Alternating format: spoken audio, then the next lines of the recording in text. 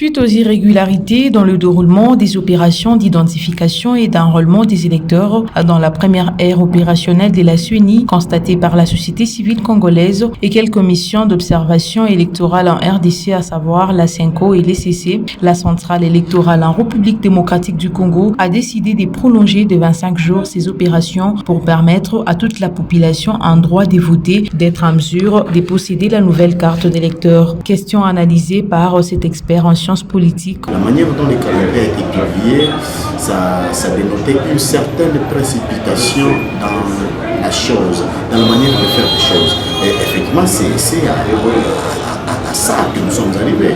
Nous sommes effectivement arrivés à ça, la précipitation.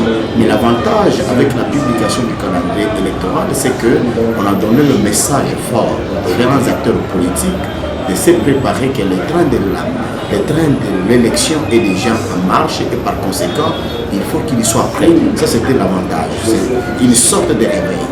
Mais à partir du moment où on a ajouté un certain nombre de jours, ça va effectivement affecter directement le processus électoral, le calendrier qui a été publié par la CENI. Mais en réalité, si le matériel n'était pas en panne, ça c'est un problème de technologie, la technique a ses caprices. Si le matériel ne connaissait pas le problème de panne, et si également les personnels ne connaissaient pas un problème, moi je crois que le 1 mois, ça allait suffire pour que l'on puisse enrôler les électeurs dans ces différentes zones qui ont été sélectionnées. Mais comme il y a ces caprices de matériel, c'est comme ça que, effectivement, on ne peut que donner des jours pour que les autres électeurs puissent être enrôlés. À ce moment-là, c'est que ça signifie que la suite va aussi connaître les mêmes sorts. Parce que si on ajoute 25 jours dans les autres zones, ça veut dire que dans les autres zones également qui restent là-bas, on doit ajouter des jours.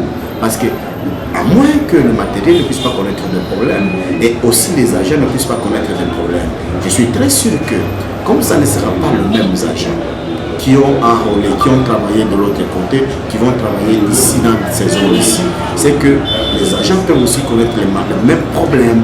Signalons que pour les provinces de la deuxième ère opérationnelle, les centres d'enrôlement seront ouverts en date du 25 janvier prochain et seuls les centres d'inscription implantés dans les chefs-lieux de ces provinces seront disponibles au public.